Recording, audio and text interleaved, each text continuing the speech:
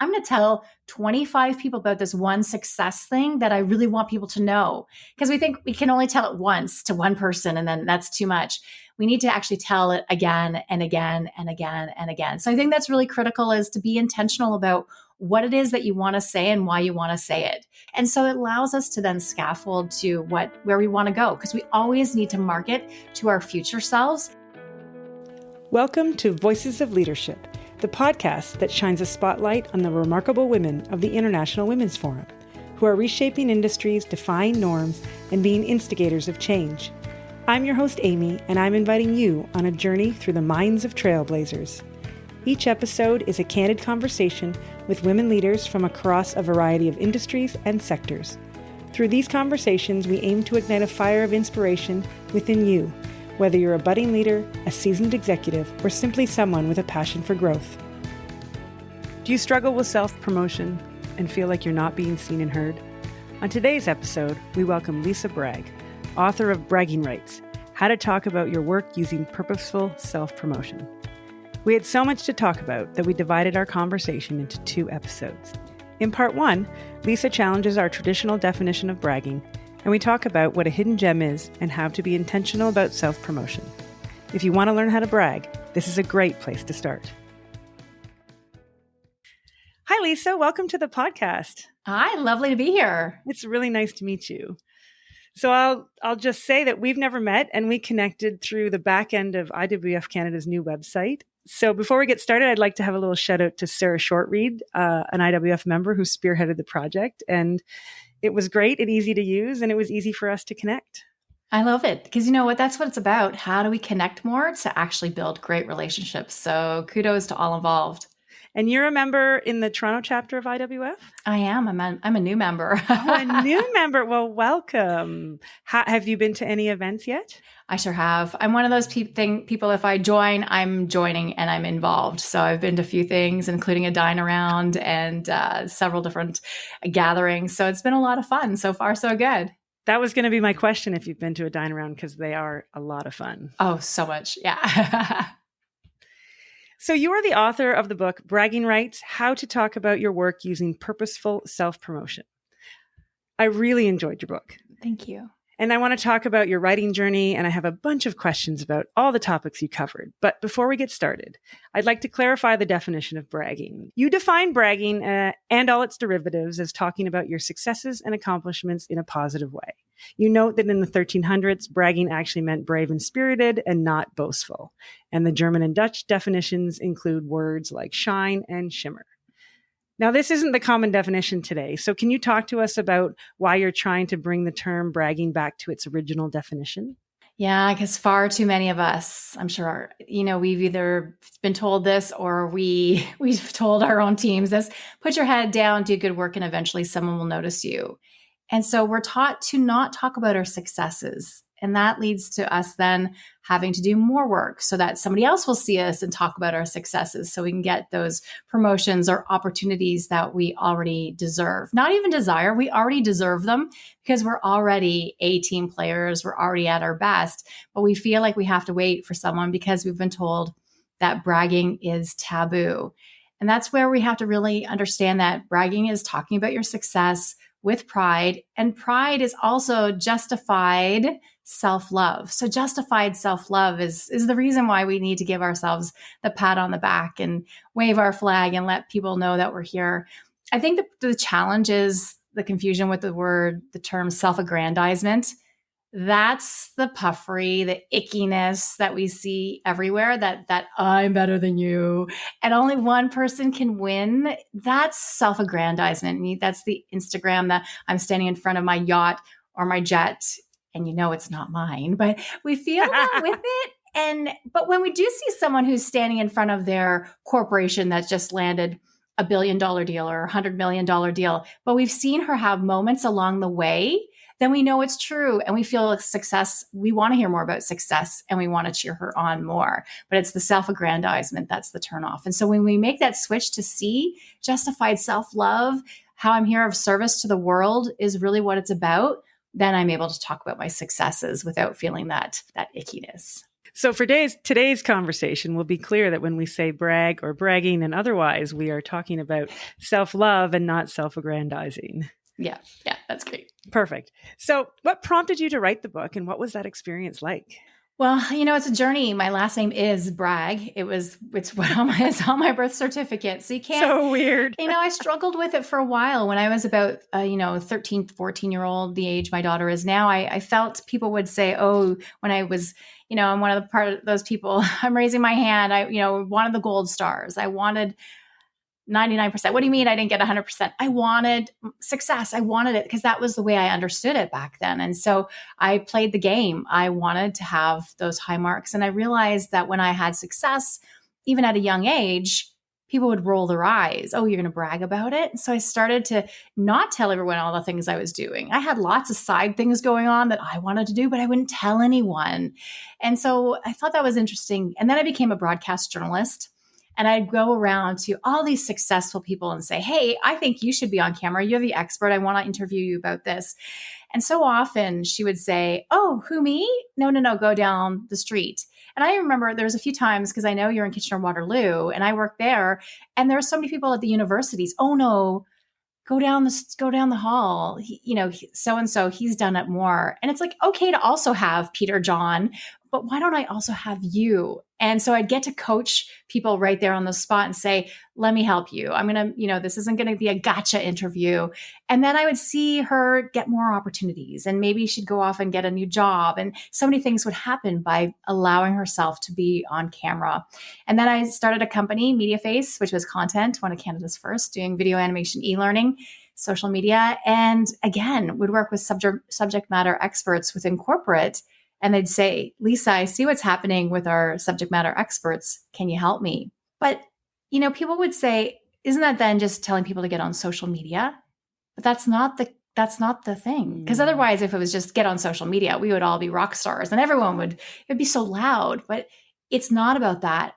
Unfortunately, so many of us have all these layers of what holds us back with talking about our successes. And we don't all necessarily need the audience of the world to do the good that we want to do in the world. It might be just that we need that one person somewhere else to get us that board position, to help us land that billion-dollar client, or to really make that relationship that we want to have in our personal lives. And so it's all of us have different goals on what we want to do, but it's all of it is how we are of service to each other. It sounds like it was quite a journey from teenager to book. It's a lot. It's good. It's like a culmination of all your experiences. There's definitely a red thread that when I stopped and like, why am I doing this? Because it's a bit of, I'm going to be honest, it's a bit of self-torture to write a book. It's like, why am I doing, there were many to my husband and daughter, why am I doing this? Why am I taking the time out to do it? But, the struggle of it helps you really hone in. I call it my commercial PhD. I didn't get a PhD in an institution, but I have my commercial PhD by writing this body of work and doing international research to make it happen. But happy to always talk to anyone who wants to go to the journey. I do think it is worth it because for some reason that little voice in the back of my head would not stop until I had it done. So that's part of the journey too. But I also had so many people supporting me along the way. So I'm so grateful for that. So let's get into the book because I have a lot of questions. So let's start with Hidden Gem. You talk a lot about hidden gems in the book and how everything you talk about helps them, or us, I guess, learn to be seen and heard. So tell us what a hidden gem is and how you define it and how the book sort of helps them come to the forefront. Well, so many of us are hidden gems. You've read the book. Do you think you're a hidden gem, or were you a hidden gem at one point? Oh, yeah, I think so. Definitely. Because I'm with you. I mean, I went to school in the era of perfection. I mean, I don't know that it's necessarily gone today, which is some of the issues, but always wanting to do perfect. And if you got 100%, then you were recognized. And so why didn't that, of course, transferred to the workplace? If I did the job, it would be recognized. Why would I have to do anything else? And I started in a very male dominated industry in automotive, and I thought my work would stand for itself. And it didn't, because there were all the other hallways and pathways where work was getting done that I was not party to. So I definitely thought that as well. Yeah. So, Amy, you just pretty much gave what it is, the hidden gems, which was great. And you identified it. And I bet so many people who are listening are saying, oh, yeah, that's me or was me. Or I have so many of those people on my teams. And that's when I get hired, is to help teams and individuals, but a lot of teams, to say, how do we make sure that our hidden gems are being seen? So, hidden gems are those probably rock star, those people that are just so amazing on your team that they need to be seen and heard in some way. And maybe they don't want the spotlight, because not all of us want to be out front, but how do they communicate their value to the team, to the future clients, to potential employees? Like, how do we help them to showcase that they're awesome? And so many of us, again, taught, put your head down, do good work. Someone else will notice you. And if you were that good, your work would speak for itself. And those things keep so many of us hidden and quiet and waiting for other people. And in my research, it led to, for so many people, burnout, because you're not just trying to do your job, you're trying to work at 120%, 130%, because it's never good enough, because people aren't talking to you and saying, hey, you're doing a good job. And it's not about validation. It's really it's beyond the validation part. We need to give ourselves validation. Credit, though, goes where credit knows. And so we need to be able to take credit for things. And I think we're really in an era where we do need to have self-advocacy. And so a lot of your hidden gems, they're not bolstered and supported to talk about their successes. So how do we help them to do that? And it's not just that we want them to, say, hey, world, here's how I stand out, but it's about standing out, fitting in. And then also, how do I add in my genius that adds to an environment, wherever that may be. So how do I add in my own perspective, my cultural perspective, my national perspective, my expertise, but how do I add in that genius that I have in whatever ways it is? So there's a big part of it for hidden gems, but a lot of people leave because they're not seen and they're not heard. And it's fundamental to the human condition to be seen and heard. And do you think sometimes those working to be seen and heard, the people watching, the leaders, assume that they just want the leadership and front position without acknowledging that being seen and heard means I'm just trying to advance my personal career path. And that doesn't mean that it's at the very front. It just means this is what I want to do, but you're not seeing me on that. Yeah. And so many leaders, they don't get it. They only see the people that are, beating their chests and schmoozing and going out to cocktails after hours. They don't see the people who are behind the scenes, maybe doing all of the real work, lifting it up, but then say, well, there's no I in team, so I'm not going to ask for credit. I'm going to give all the credit away.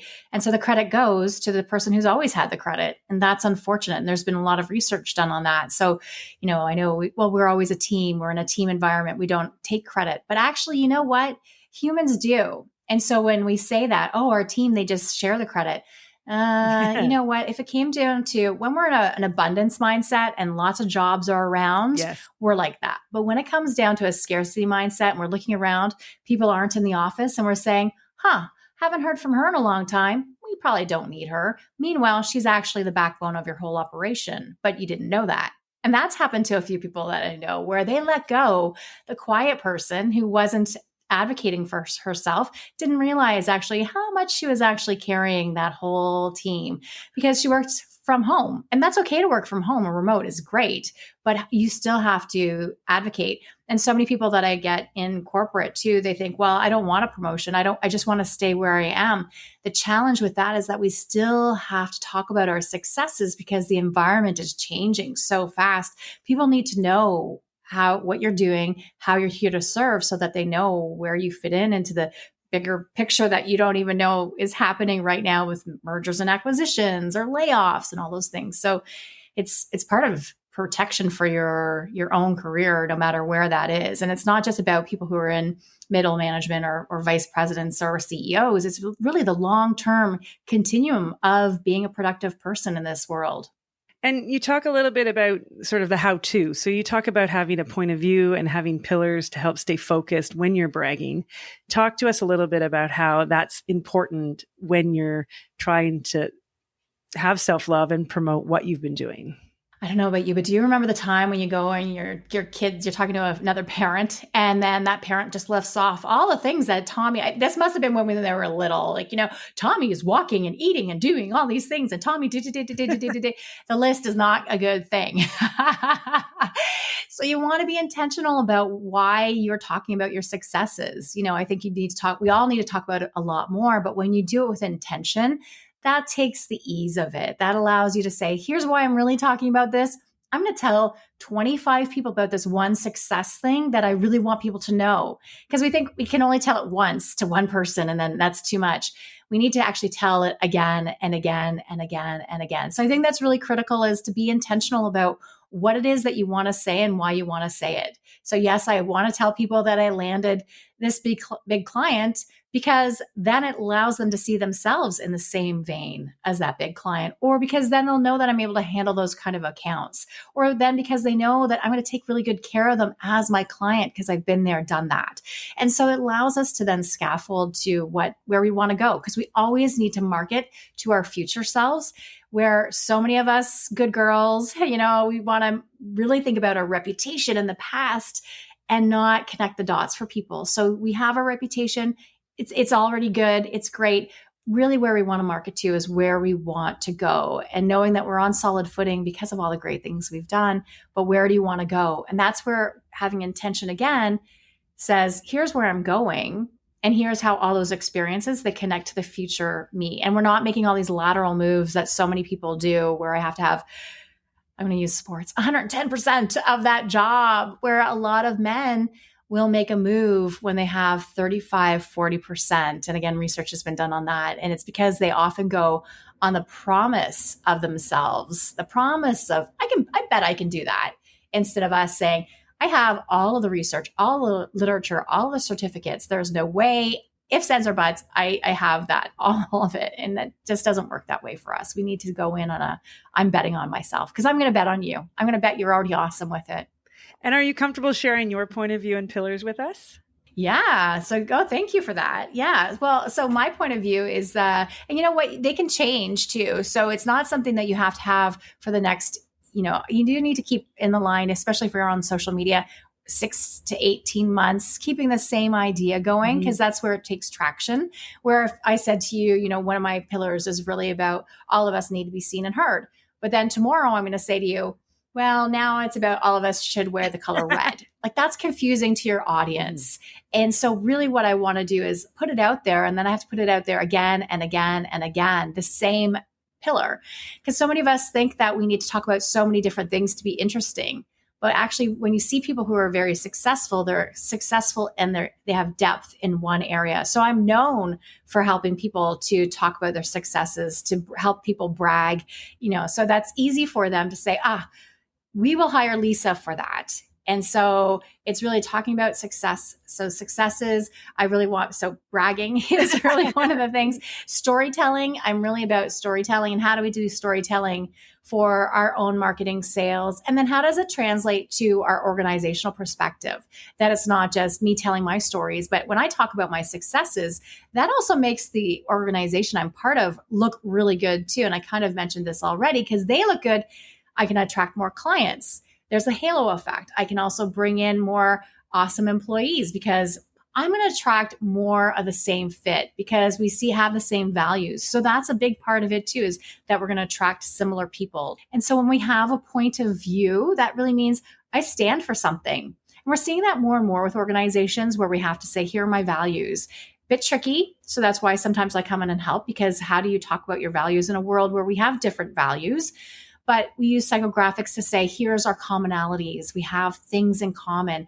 Well, our workplace might seem very challenging because we're all very different right now. There are things that we have in common that we can build and have a common story. And storytelling bridges on so many levels, and it bridges employee engagement too. So those are the big things that are part of my heart and mind right now. But I go through a few of them in the book too, of how to first discover your point of view and think about it, but also a few other people who shared their stories with me.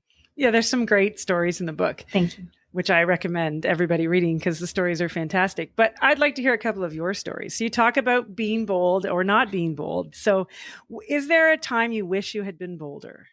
Yeah, there's so many times, and actually just one recently, I was on a TV show. And then the next week I was on another TV show and I'm kicking myself because I didn't follow my own advice because I am my book. I am a hidden gem. While I love to be on camera and my background as a journalist, back in my day as a journalist, I was not part of the story. I would present the story and present the facts, but I wasn't always interjecting. It's not like the columnist, the opinion based world that we're in now. So I am a hidden gem. My tendency is to I would love you to find me on my piece of the internet and just buy my book and hire me. But that's not the way it works. There's so many of us right now. So I have to put my shingle out and tell you, hey, here's where to go and here's how to use me. So the story is, so I was on media back to back. Well, I haven't shared my second piece of media because I felt it was too much. And I'm like, why would I do that?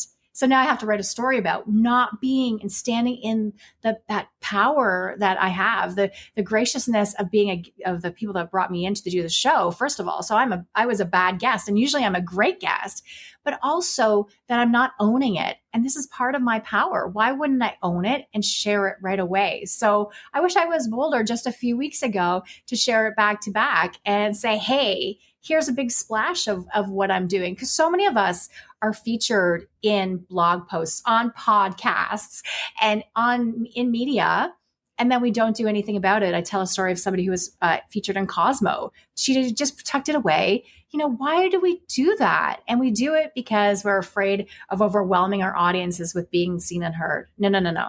We need to be bold and put it out there. And so I have to say, well, Lisa, it's steps of courage, right? You have to take one step and then have another step and have another step, and know that sometimes it's fear plus 10%. And standing at the edge saying, okay, I'm going to post this and I'm going to post this and I'm going to post this, and letting people know, because not everyone watches the same shows or tunes in. So that's why we have to put it out there again and again. So there's been lots of times, I was one of the early people who had a YouTube channel, and I did not do anything with it. I wish I'd been bold. I even had a painted green screen in my basement way back in the day. This is like 2007, but I wasn't bold enough to go and do it. I had the inclination. I had the idea. I knew what it was going to do, but I didn't take the follow through. And I think anyone who started something in 2007, we all remember Charlie Bit My Finger, right? Like, if you haven't seen that, because you just go look that up. But it's one of the first things on YouTube. Way in the future, they'll look back and see Charlie Bit My Finger. Like, I wasn't going to put content out like that, but starting early is a good idea. But I still believe you have to start today on whatever it is that however you want to be seen and heard. And it doesn't have to be social media. It just has to be the way that you fit and where your audience is too. I like your story because it's recent. And I think that that's part of it too, is that learning to be seen and heard isn't an end game. It's probably an evolution, and it's probably ongoing, and we'll never get to the end of being comfortable doing it or remembering to do it and things like that.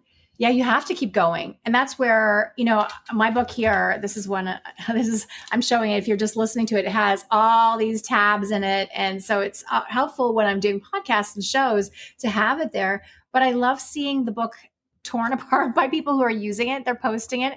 And it makes my day because they know there's so many valuable lessons, but they also know that they're going to come back to it. And I think that's the value in the book, is that you will come back to it, especially on those times where you might be thinking, okay, I'm done being the CEO. Well, what am I going to do now? And then you'd come back to the book and say, well, this is part of how I get a board position. This is how I get that next level client. And it's in here, the tips and the tools of how to do that. And I think that's where it's good to have a book that's actually really beaten up and loved and underlined and highlighted and your dog-eared and the whole bit. So I love seeing the book all a mess by people really appreciating it. I love all books like that. All my books look like that. So it's my favorite type of book as well. Your soul sisters right here. So one of the things I really liked in the book is you call it imposter experience versus syndrome. And I really enjoyed that. It resonated with me. So tell us a little bit about that, and how can women overcome these feelings and gain confidence to succeed?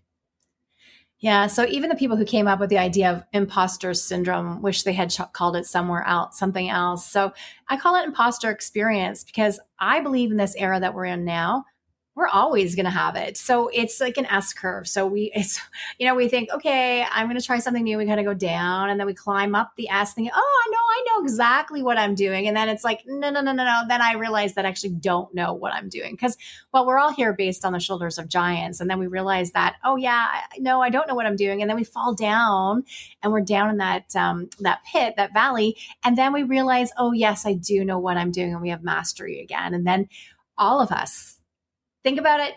Do you not jump to the next thing once you actually accomplish, master something? Okay, I've been here. I've done this for 2 or 3 years, 5 years, 6 months, whatever it is. And then you jump again, where not that long ago, our parents, our grandparents would stay in the same role for 30, 40 years, or they were on the farm because we're not that far off of being farmers, so that's why we're experiencing these things that might not have been passed down to you because your parents had the same job for 35 years or they switched twice. Now, so many of us are going from, corporate jobs to maybe we're being an entrepreneur for a little while. And then we're consulting and somebody brings us in-house and it's great. Then we want to work at an NGO. Then somehow we get scooped up and we're working in government.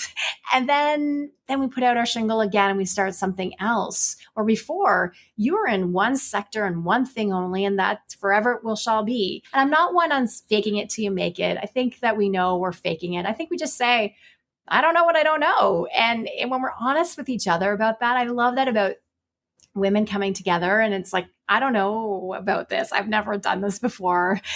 Like, what is it? It's like when you see the 25 or 35 pieces of cutlery on the table and you're like, okay, what is that one for? That's a very simple way of thinking about it. But sometimes there's a lot there. And how do you break it down?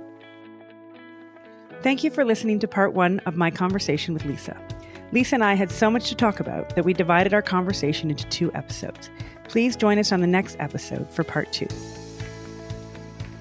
Thank you for listening today. If you enjoyed this episode, please take a moment to rate and subscribe to our podcast. When you do this, it raises our podcast profile so more leaders can find us and be inspired by the stories our Voices of Leadership have to share. If you would like to connect with us, please visit the Voices of Leadership website. It can be found in our show notes.